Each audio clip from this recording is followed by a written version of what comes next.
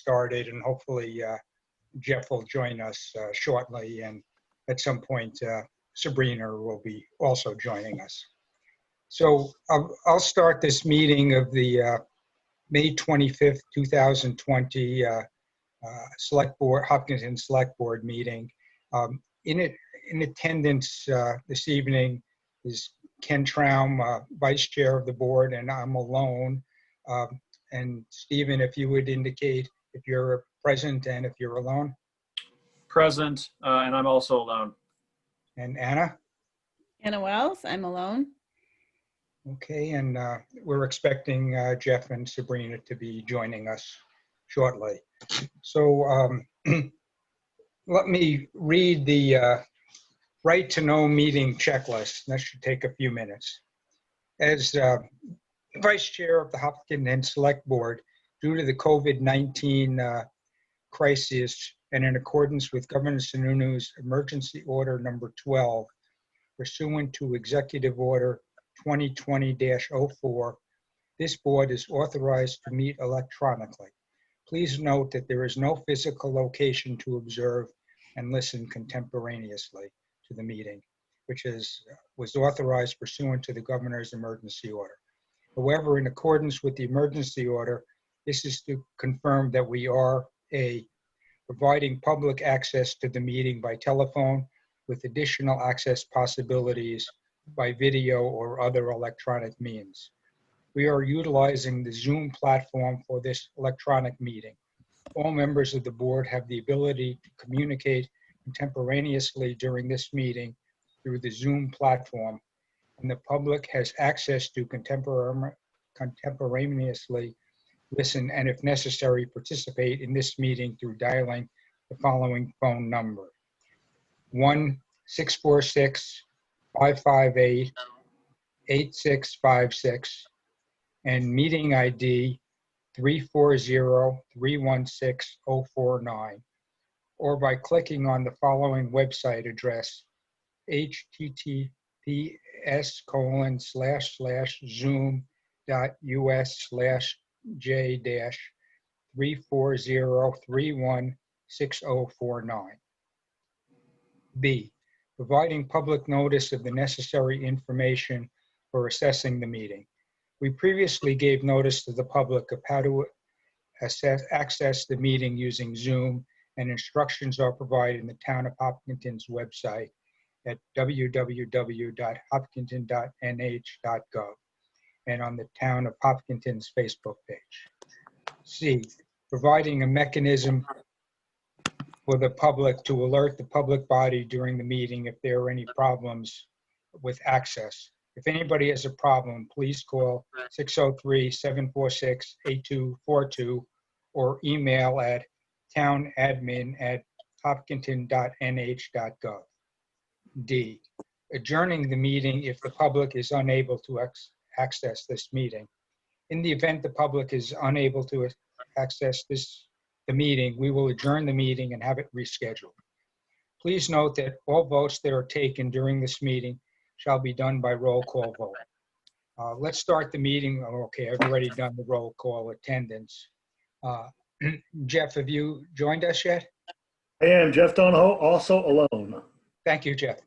Okay.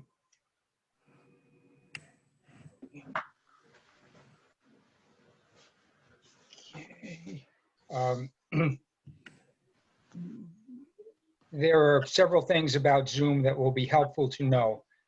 One, this meeting is being recorded and will be available to watch at a later time. The link to watch will be on the town website. The select board is unmuted, but all others are muted. If you have a question during the meeting, use the chat feature or raise your hand feature to let the host know you have a question.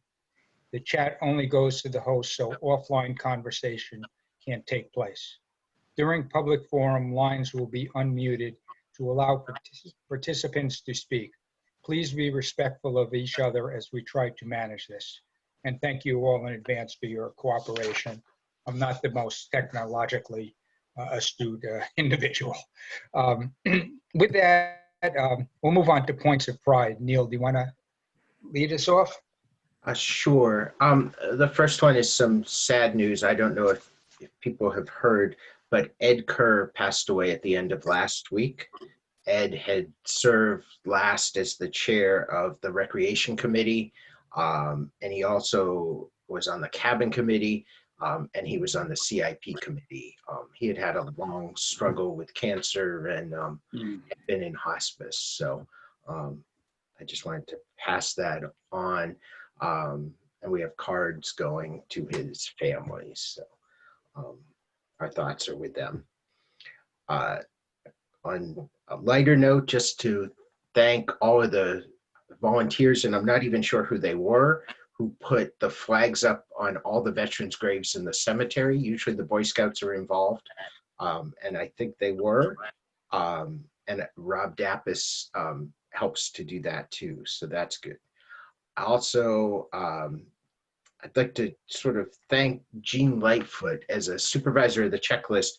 The requirements have been ever changing as to the process and what's going on.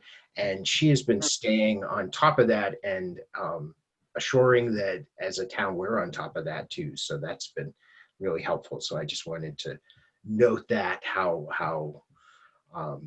good it's been that she has stayed right on top of everything that's changing. Thank you. Does anybody else have any points of pride?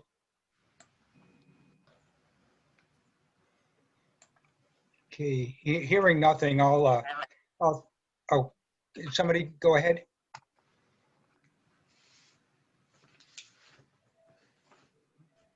No. Okay, I'll second Neil's comments about Ed Kerr. He was really a point of pride for the community, and he certainly did so much with recreation and with the cabins. And similarly, with regards to the comment about flags, Neil is the organizer of the flags for Rotary, and he just does a whale of a job there, and I'd just like to thank him for that. If I could piggyback on that, Ken. Please.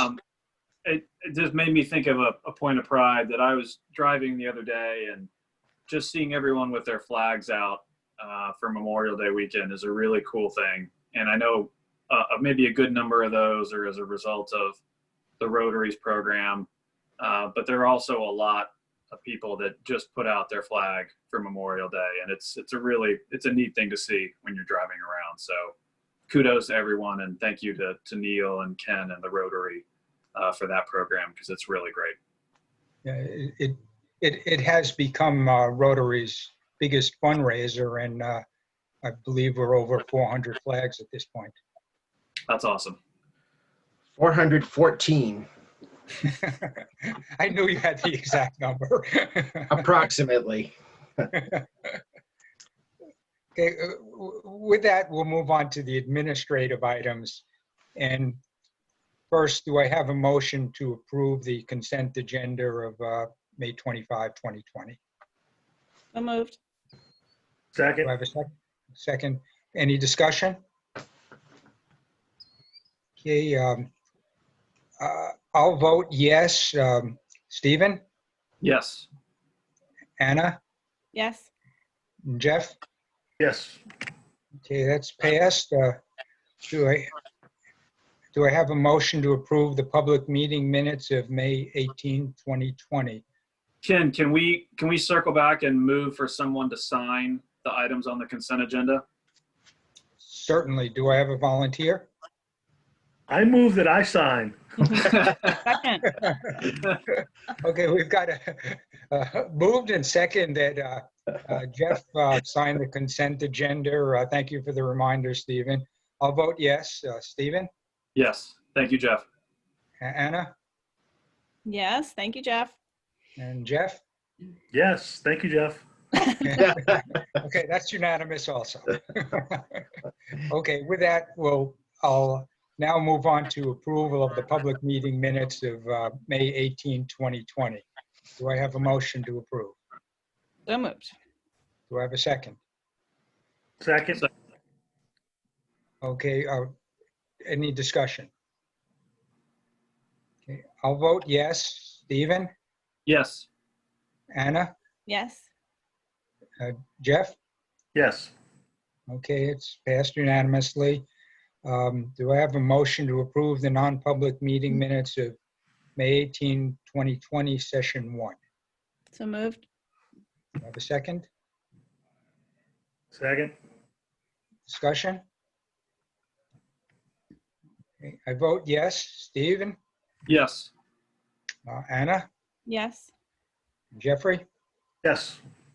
Okay, that's passed unanimously. Thank you.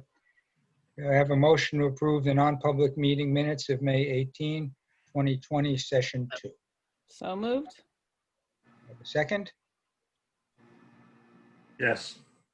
Second. Discussion? Okay, I vote yes. Stephen, Yes. Anna, Yes. Jeffrey? Yes. Okay, that's passed. And finally, do I have a motion to approve the non-public meeting minutes of May 18, 2020, session 3? So moved. Do I have a second? Second. Okay, I vote yes. Anna, Huh, yes.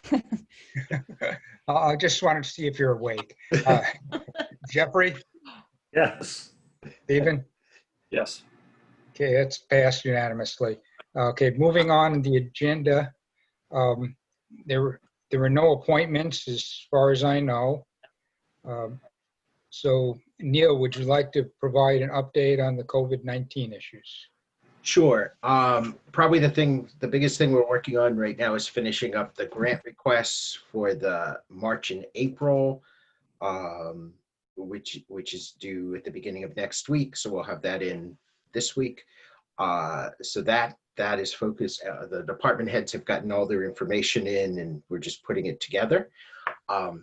And then the other two items we should probably have conversation over is summer camp. This week, we actually lost our summer camp director.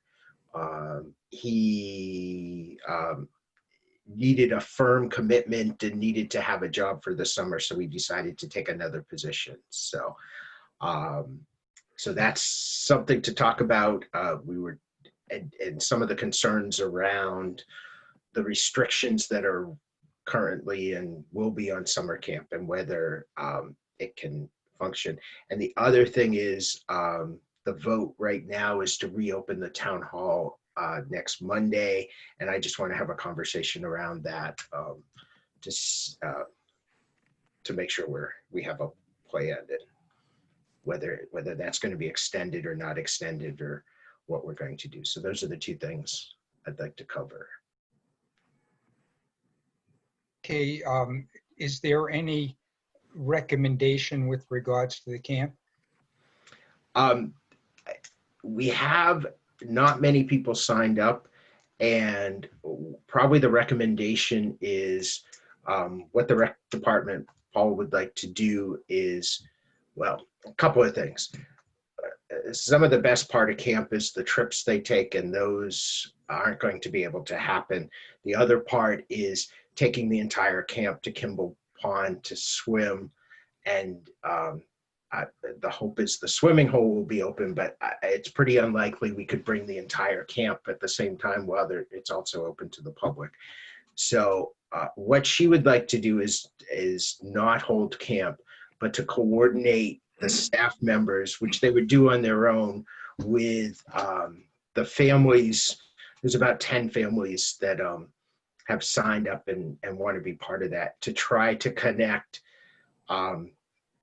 people who would have been camp staff with these families to do almost like nannying and help facilitate communication. Really, we wouldn't have any other role, so that there could be some childcare provided through the summer in a small group way.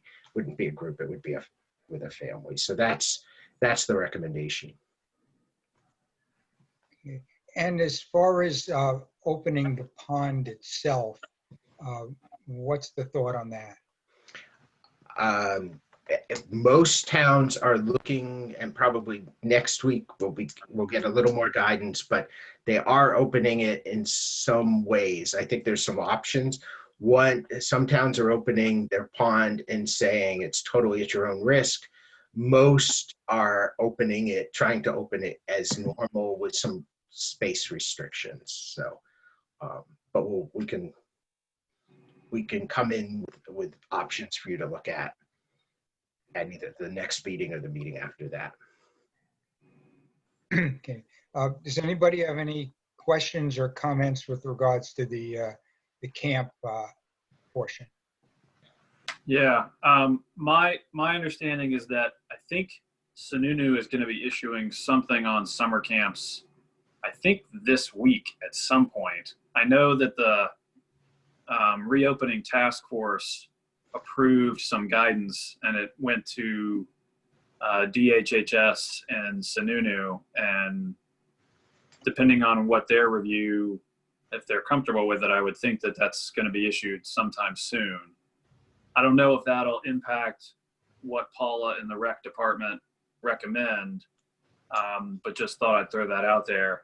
On the plan that they did put forth, I guess I just want to be sure that the rec department and the camp staff that are thinking of doing this, that they're going to do it voluntarily and not, because of their position with the town in a typical summer camp capacity. And I guess I'm saying that because I'm a little worried about some potential liability exposure. Because if camp is not happening, then, obviously the town is not exposed. But if they're offering to do childcare and small group get-togethers, that's great.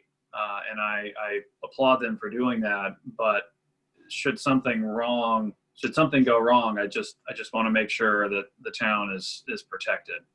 So it's just something to think about if that's the direction that everybody goes in.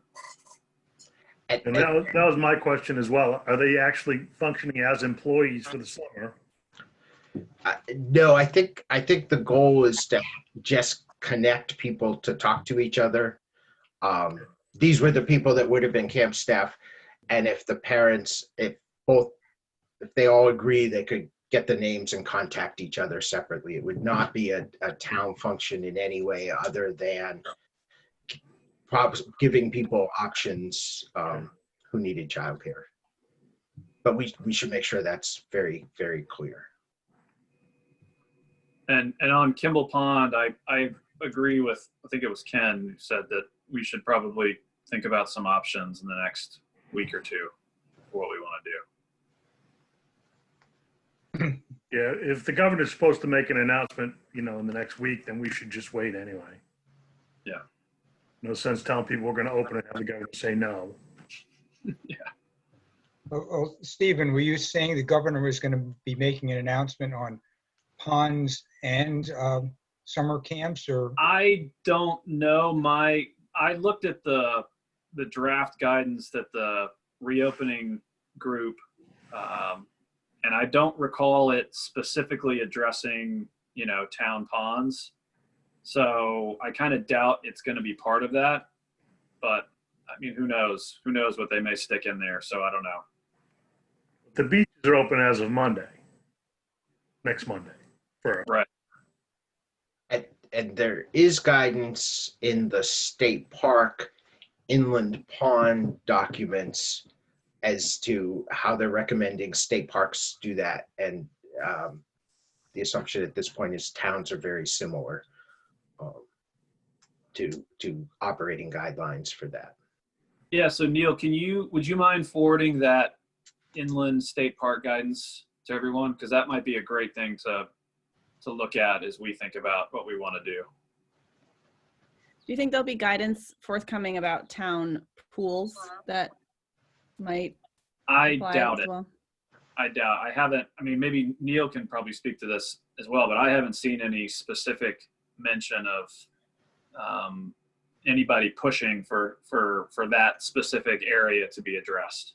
The answers we generally get are towns are exempt from the governor's orders, so you're on your own. So, Yeah. To figure it out. yes. But I- from what I'm hearing, towns, many of them are not having their summer camps, but are intending to open their swimming. Although I think they're still working on the guidance that they'll use for those. Yeah, And I was on a Zoom call this morning with a number of YMCA board members, one of whom's an official with the Concord city government, and he indicated that at this point in time, the plan in Concord is to open their pools. Mhm. They said that could change at any time, but as of right now, it was to go forward and open them. But so as far as the camp, is the consensus that we should tell Paula to proceed as she's thinking and just make sure that it's clear to the individuals that the town is not involved in and is thus not liable? How long, Neil, do you know how long the camps usually allow people to sign up? When's the cutoff date? All summer, people sign up throughout the entire summer. They might go 1 week and then decide they like it and sign up for the next week. So it's really a rolling sign up. Okay. And if, I mean, if the town wanted to go forward with a traditional or a more traditional summer camp, would that entail hiring a new camp director? I mean, would that be absorbed by the rec department? Like, what would that look like? Yes, probably somebody would have to be put in that position. And it may be somebody who is there, or they may have to find somebody. Okay. So there'd be some lead time to get that up and running. That's right. Yeah. Yes, it would take time to get, because that's really usually done way before now, and it actually was. So. And does the town have like sessions? Is there, sorry, go ahead. Yes, by the week is considered a session. So people sign up for a 1 week session, and Okay. people do multiple weeks, and Sure. some weeks more than others. But you can, as he mentioned, you can sign up just, the week prior for the next session of camp. So I think I guess it raises the question, do we cancel it for the entire summer, or do we go on a, session by session basis? Well, then the question is, if you keep your staff committed to the possibility of being Right. there, Time. what does that mean? Right. How many staff are we talking about, Neil? I think there's 8 or 9 or 10, mostly part-time. Okay. It's really the director who is the main one with other counselors. And Neil, you had indicated that there were 10 families that had expressed an interest? About that, Paul, I thought there were about 10 that, the biggest week of the summer right now signed up is 15, but numerous children in that group are from the same families.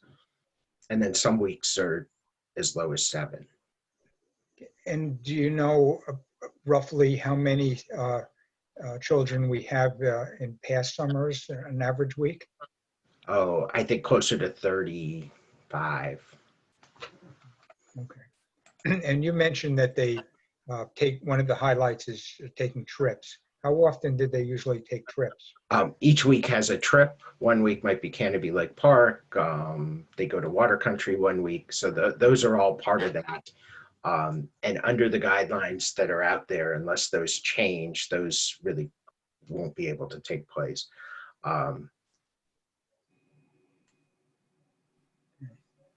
Sounds like the program's going to be very restricted, and there's still going to be potential liability plus.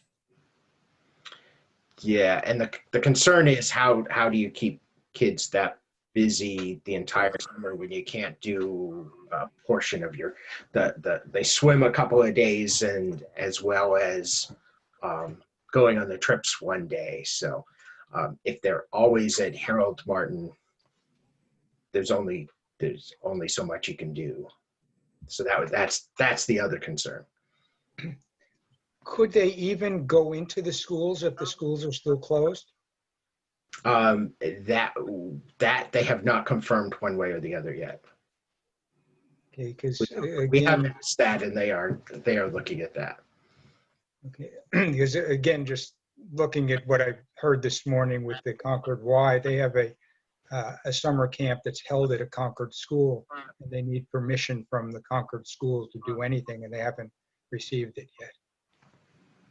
So, that's another hurdle that would have to be overcome here. Mhm. Oh, what is everybody's pleasure?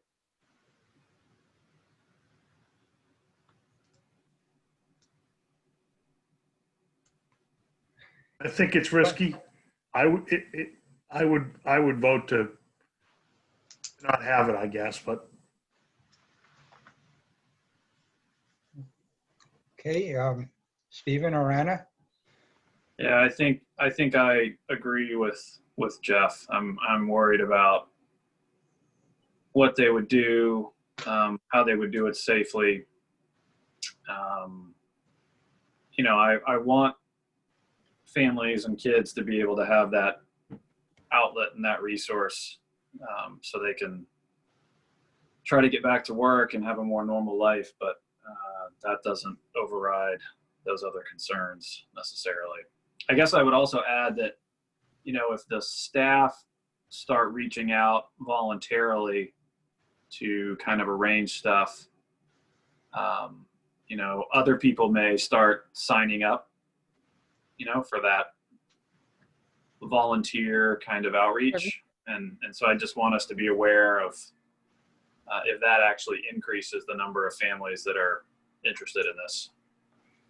well, and it might be something that Hopkins and Helps could help coordinate. That's a good idea. Yeah. And that's kind of the model Paula would like to use. Okay. Anna, do you have any comments? No, I guess I agree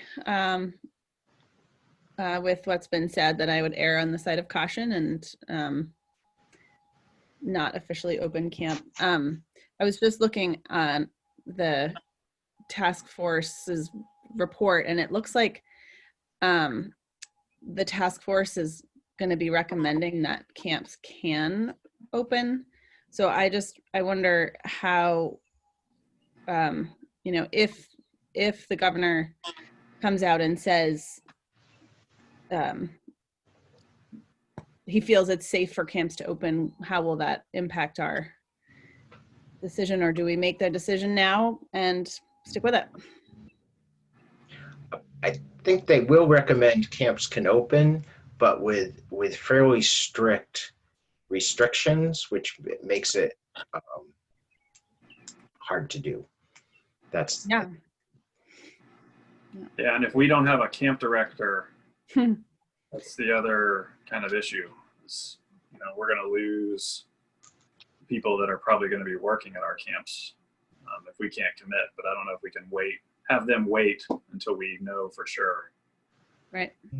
No, I think I agree with what you've all said. Okay, I similarly agree, and thanks for the discussion. So Neil, do you have a motion, or do you have enough? I think that's a unanimous consensus. Okay. Sabrina's on but muted, so Oh, unmute her. There she Sounds is. like you guys have everything figured out. So, sorry I'm late, and I think I am muted because I have a lot of background noise. But what I've gleaned from the snippets of conversation coming in midstream here, I think I'm probably in agreement with the rest of you. okay. Sabrina, you want to take over the meeting? If you're enjoying it, Ken, I think you should keep on going. I'm happy to. I don't know where you are, but if you want to just keep rolling with it, I'm cool with that too. Sure. Okay. Neil had just given us his COVID-19 updates. And I was going to ask if any members of the board had any questions related to COVID-19 in the town. Well, Neil raised the issue of town hall opening on Monday.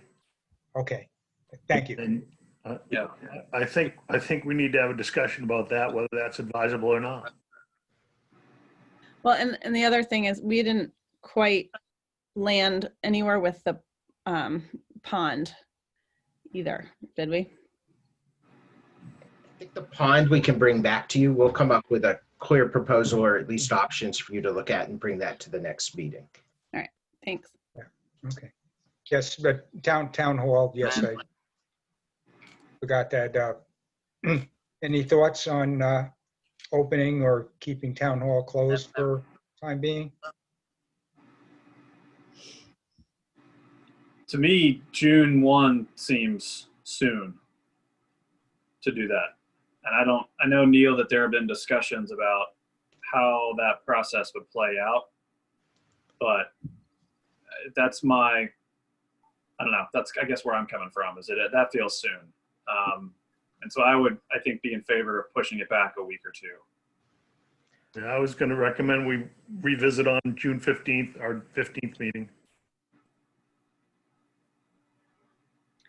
Anna? Neil, will you remind me, we landed on June 1st. Was that tied to one of the emergency orders? It was, and that was the reason. And I would support June 15th, putting that off. And I think we may want to look at a soft opening where we bring all the staff in with guidelines, and I can bring in guidelines for that. But I would not recommend that we open completely June 1st.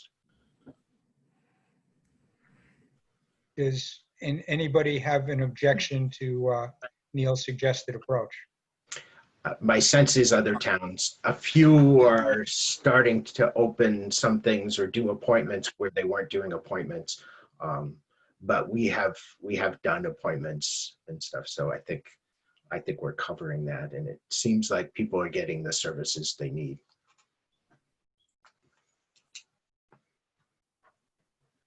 Yeah, I'm not hearing any objections to the June 15th soft opening date. Do you need a motion, Neil? No, and I think that was at your June 15th meeting to relook at it. Is that correct? Yes. Oh, okay, I stand Yes. corrected. Just to be. Okay, does everybody agree that June 15th we would revisit the opening of when town hall should be reopened?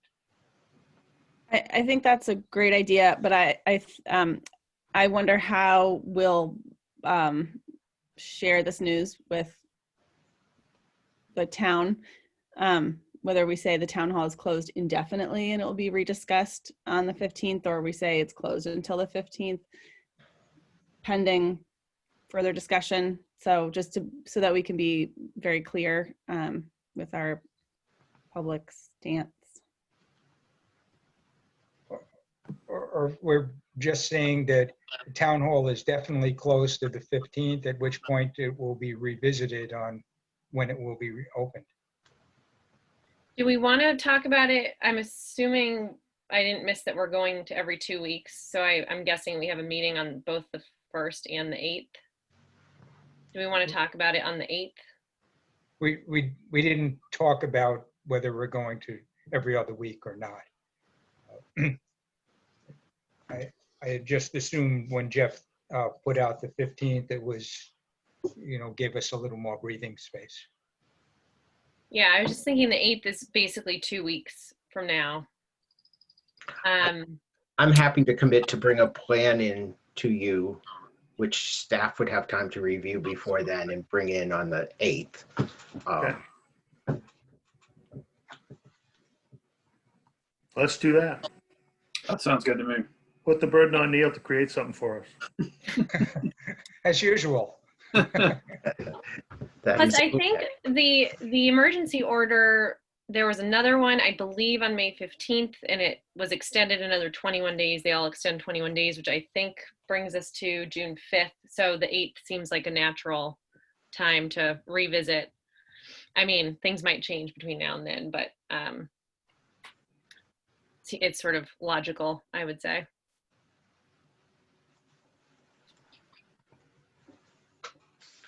Okay, so it'll be the 8th that we will revisit when town hall may be reopened. Is that everybody's in agreement on? Sounds Yes. Sounds good. Yes. Okay, thank you. I guess, Neil, did I miss anything from your updates that you were looking for guidance on? Nope, those were the two things. Okay, thank you, Jeff. Okay, are there any other COVID-related issues that anybody else on the board would like to raise?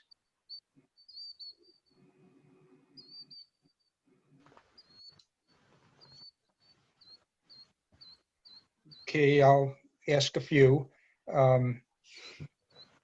Have you heard anything on the Hopkinton Fair going or not? Uh,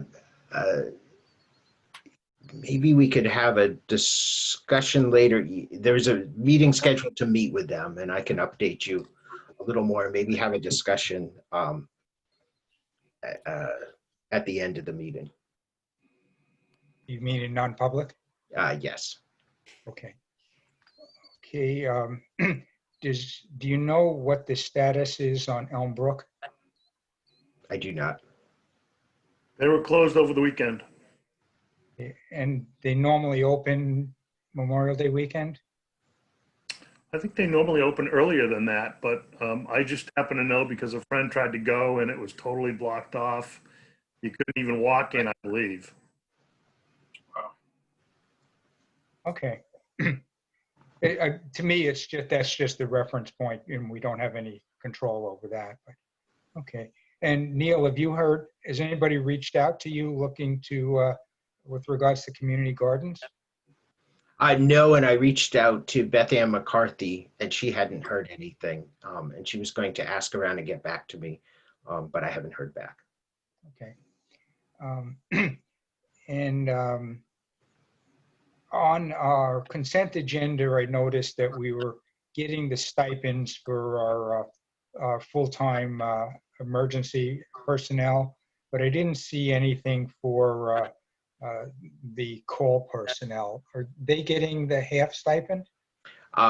Yes, actually, it was only police on this, and the fire department has chosen, which actually works out better for us, to get paid at the end in one lump sum. We have the option of doing it either way, so they will get paid at that point. It's $150 a week for EMS part-time personnel and $50 a week for call firefighters without EMS training. Ah, okay. Why is it better for us to take it at the end? Just cash flow? Cash flow. And we're expecting those funds to come in anytime now. They're supposed to be sending them, as well as especially for like the $50 a week. It's easier to do one payroll run with all of those. It's also easier to track for the grants that way. Okay. I'll bring up again, I received another call about tennis courts. And this time the individual who called said, well, wait a second, kids are playing basketball. And that's much more of a non-socially distant sport than tennis is. So could we reconsider the tennis courts? And, I said I would bring it up. Does anybody else think that we should reopen the tennis courts at this point? Well, just to clarify, depending on where the kids are playing basketball, they probably should not be.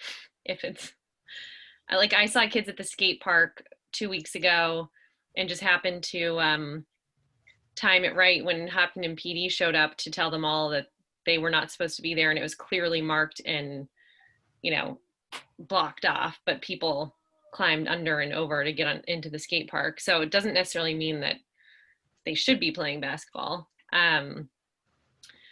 So I still think we're in this predicament of once you open one thing, you open everything. And I'm not sure I'm there yet, Okay.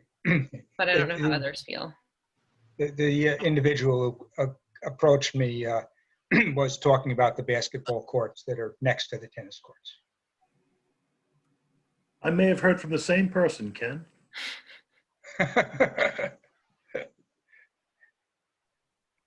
Right. It's the basketball court is closed. I don't know if there's a sign on it, but I have heard that there are kids playing down there somewhat frequently. I agree with Sabrina. I mean, we open one, we're pretty much stuck with opening everything. Did the governor's last order address that at all? I don't recall. I don't think so. But again, like, the emergency order was extended through at least June 5th. It's a little frustrating. Like, I saw a bunch of kids at the skate park, middle of the day. It was the day we voted, so it was a Saturday. And there was an adult who appeared to be a parent with a pretty young kid out there too. So it's like, it's pretty frustrating that people can't follow what the signs say, which is clearly like, these are closed, do not come on here. And then we have to waste our Hopkinton PD's time, spending time enforcing it. So it's too bad people can't willingly follow the rules. But I don't think there's been any new guidance from the governor. I mean, state beaches are still closed. Like, a lot of stuff is still closed. So I don't know if anyone has strong feelings about opening in this moment. Okay, I just, told the individual that I would raise the subject again. If there's not support for doing it, let's just move on. We'll revisit in 2 weeks, June 8th, big day. Fair enough. The last thing I'll just again mention on COVID, because I have each week, is the Hopkinton increase in unemployment rate due to COVID is now 13.1%. So it was still climbing, but slowing down. Hopefully it'll reverse, but that's what it is. Okay. With that, Neil, any old business? No, I do have one comment. Somebody sent they would like to make a public comment on the COVID situation. I don't know if you want to take public comment now or wait till public forum.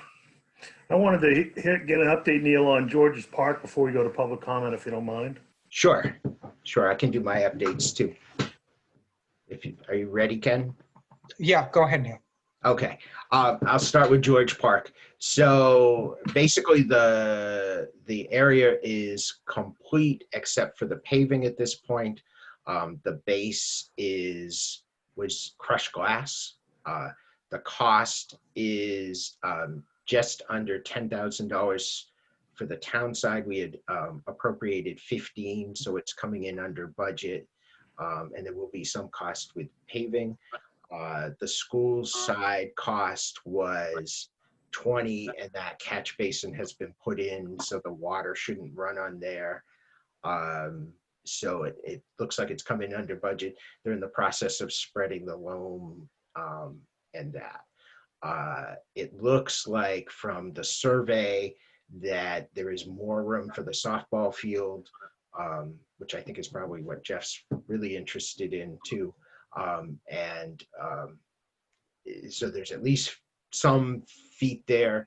And I don't think the engineers have finalized that, but I can ask them to place that in there and get that to us if that's to finalize that, because that's been hanging out there. Ken gets one call about tennis every week or two. I get 10 calls about softball every week. Can we play when? Well, I can't, not open yet. Jeff, I get some of those calls too. Yeah. So that's kind of where that stands, but it does look like there's more room than was on the original survey that you had looked at whenever that was. Right, back in Fall. last fall, yeah. Yeah. Great. Yeah, if you can share that survey with us when you get it, that'd be great. Sure. Okay, good. Okay. Neil, you were getting to town administrator updates? Sure. If there's no objection, the fire department's going to test their Scott Air Packs. That's a $3,000 cost. I just wanted to run that by you just because it's something we do every year, but not having a budget is making us all a little nervous. And the other thing is the demo fire truck. We keep pushing that off. And I think when you had talked about it before, you said because we have money in capital reserve, we could put down a deposit. Is there any objection to doing that, which will keep the demo people happy?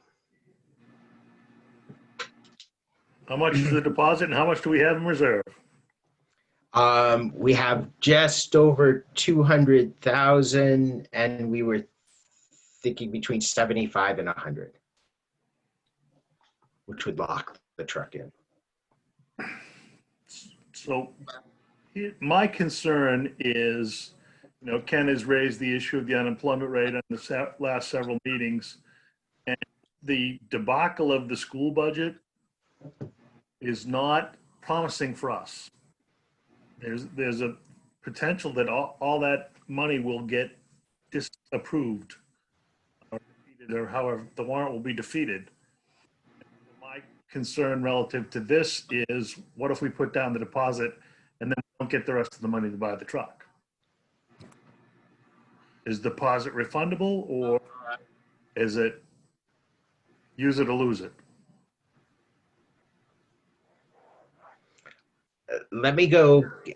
I'll talk to Jeff and we'll get something in writing for you to review and look at, and we'll do some negotiating. So I know he's talked to the company, but we'll do more negotiating and make sure we have something clear. And I was going to get into this a little bit later, but Neil and I have both independently been looking at the budget and the potential funds going into reserves and the tax rate, and thinking that we should try to get something as close to a flat tax rate or a zero increase based on the old valuation as we can. And if the rest of the board is comfortable, Neil and I will, mostly Neil, put his head together and we'll try to, develop something along that line. It would probably mean the operating budget would still be increasing versus last year, but the amounts we're putting into reserve would be decreasing somewhat. And then there are, a number of other balls in the air. By comparison, what the school board will be presenting to the budget committee tomorrow night is a 1 cent decrease in their operating budget, but the overall tax impact, as I understand it, if you factor everything in, is roughly a 26-cent increase, which would be something in the 1 to 2% range. So I would think that if we can get into that range, and assuming that the school amended budget passes on Saturday, that might be the way we want to go. But that's the tax rate impact isn't a fair comparison. Spending's still going up by $700,000 or $800,000. So to say it's a 1 cent decrease in the tax rate doesn't account for all the one-time revenue that they're throwing at it, which is helping to drive that down. But all that money's going to be there next year, and the spending is still going to be the same. Okay, and Jeff, I'm not defending what the school board is doing. I'm just saying that the results, as I understand them, if what they're proposing gets approved, it would be a 1 to 2% increase in the tax rate this year. And if they get that approved, then that would probably be something similar that the select board should shoot for.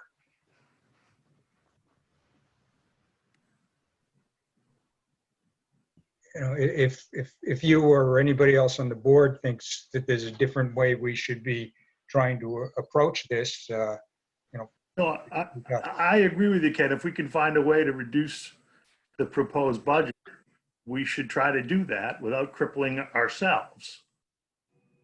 yes. I don't think driving it based on the tax rate is the way to go.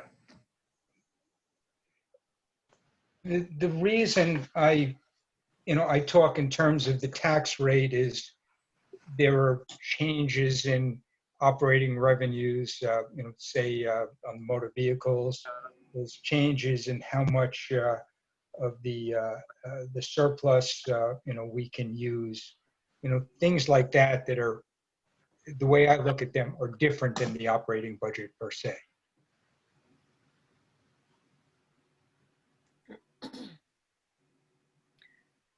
Jeff, do you have thoughts on what should be the guiding principle then? I just think we need, I think one of the things I've seen a lot of comments on is that the school board isn't being honest with the voters. That they're jacking up the budget but claiming a 1 cent decrease in the tax rate because they're using a bunch of one-time, like the 600,000 or so they've saved by going online learning. So that's not, I don't think that's correct, but I'm not understanding how is that relevant to our discussion about dealing with our budget? No, I'm saying I don't think it should be a tax rate argument. I think it should be a spending argument. How much are we spending compared to last year? Okay. I wasn't on the board when the budget was approved. I think over a 7% increase. I could be wrong. Had this virus never occurred back in March, we would have been proposing a 7.87% increase in the town tax rate. And, what I'm saying is, just for whether you want to call it academic purposes or whatever, that right now, Neil and I should try to put our heads together and see if we can drive that down to, say 1%. And I'm just using the school board as saying, well, if they pass with what to me is a 1% or so year-over-year increase in the tax rate, then probably that would be palatable to the voters on this town side also. Yeah, I mean, I think that makes sense, Ken, if we can get there. I guess I would add, I think people should tune into the budget committee tomorrow to listen to what the school boards come up with, because I listened to both their meetings last week, and I don't see this as some sort of sleight of hand, which some people are accusing them of. So I don't want to get into the merits of the school budget in our meeting. No, I agree. Okay, because you definitely, like, your comments, I mean, I think people should assess for themselves, because I don't think what you stated was actually totally correct. So I'm just putting that out there. So without getting into that, though, I think I understand Ken's perspective on trying to get there. I don't know if we can, like, to Jeff's point, doing it without totally, tanking a bunch of things for the town. So I think if we can get there, that's great. I'm not sure, given like the painful process of the budget for us last fall and things that we were already cutting and not putting into reserve or whatever. I mean, I think it's going to be a tall order, but I'm not saying we shouldn't try. I want to be realistic about it too. Yeah, and I'm not, I'm far from guaranteeing anything by any means, but we are more than a third of the way into the year, so we know that there are some areas where we have experienced some savings, and we'll just have to see. And the other thing we're going to have to do if we want to get to a 1% or so is we can't put as much money into reserves. That's the other thing. And is there the possibility that one of the new federal stimulus programs will provide money for culverts? And we could go that avenue as opposed to having to go with a bond or, put money into our reserves now for that. So, we're going to have some more time to look at those kind of things. But, I think, we have to start seriously looking at what we can do. And I think that it certainly seems like the town wouldn't be supportive of a 7.87% increase. Don't want to get into. I support you and Neil starting to try to figure out how to pare that down. And I think we can figure out maybe at a later meeting which metric is the appropriate one to use to frame our discussion and then communicate it to the voters. But I think the first step is to look at what we've got in our budget right now and if there's anything we can put off, and then we'll go from there. Okay. Does anybody have an objection to, the approach I've laid out? Other than Neil. Okay. Neil doesn't count. Okay. Hearing nothing. Neil, were you finished with updates? Yes. Okay, then I guess the next item is public forum. Neil, if you wanted to just take over the administration for that. Well, I'll just allow everyone that's on to talk, and they can speak up if they have anything to say.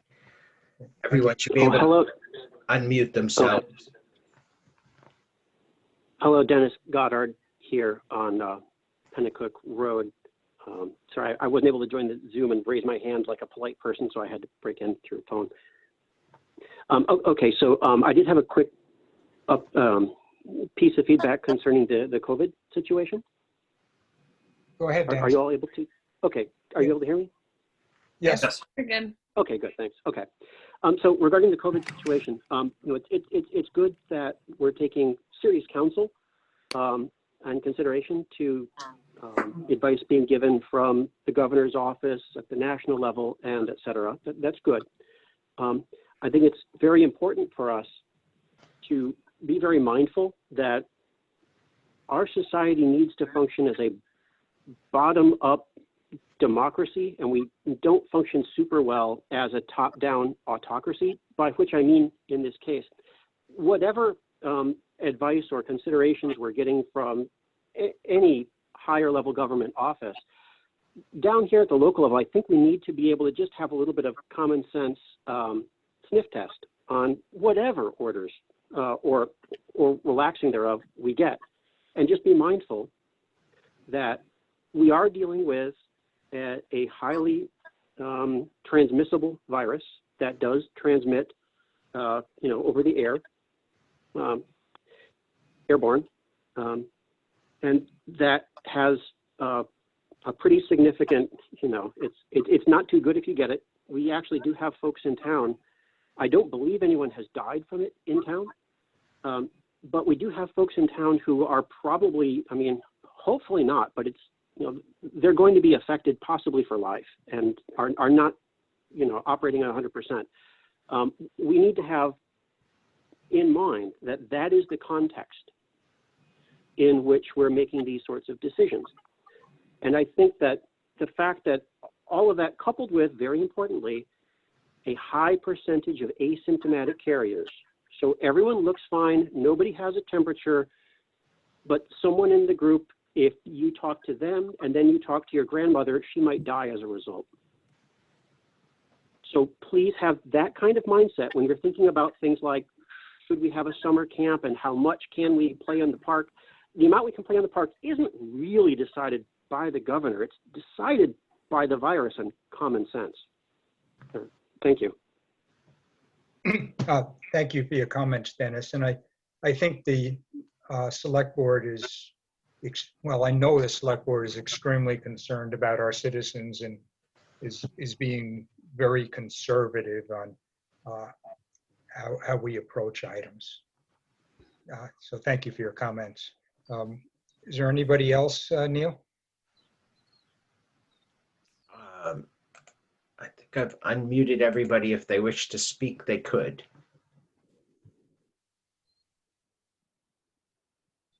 They would have to unmute themselves, but I don't.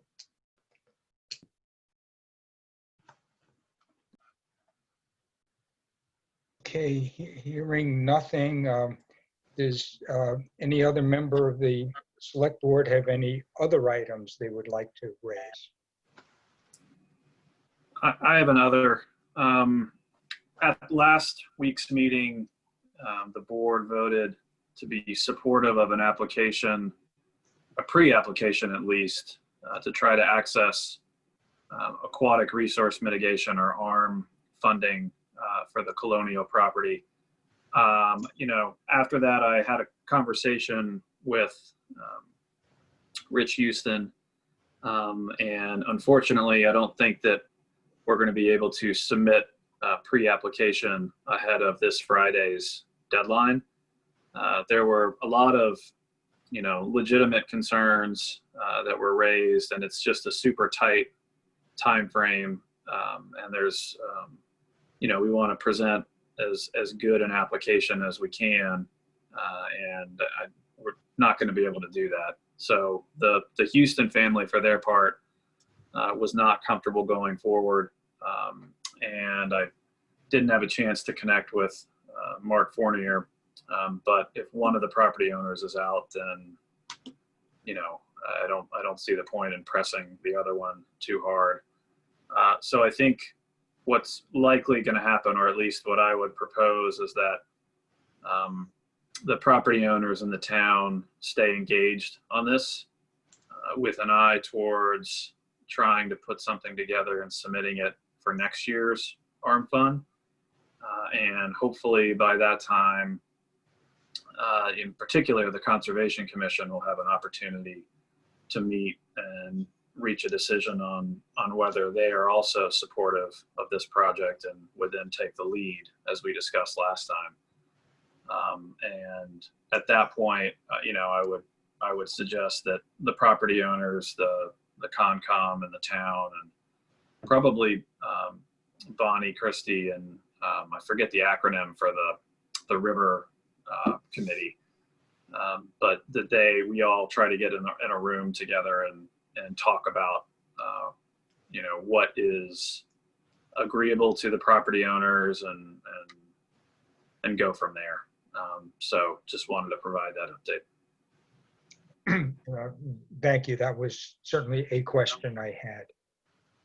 And hopefully they will be able to get together in a room. Yep. Okay. And anything else on the other that people would like to raise? Okay, I'll just ask again, Neil, any update on refinancing? No. Okay. Okay, with that, believe the only other items we want to talk about are under non-public session. So I'll entertain a motion to go into non-public under RSA 91A:3, Little Roman 2C for reputation. And would the fair be covered under that, or do you need a different one? Two C's. 2Cs. Okay, do I have a motion along that line? Still moved. Oh, I'll second. Thank you. Okay, all those in favor, Ken, yes. Sabrina, Yes. Stephen, Yes. Anna, Yes. and Jeffrey? Yes. Okay, with that, we'll be going into non-public session. And when we come out of non-public session, we will simply be adjourning. We won't be doing anything else in public. Thank you.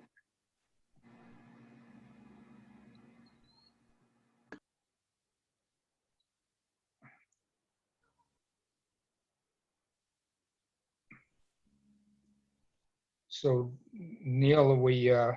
no, not yet. Okay.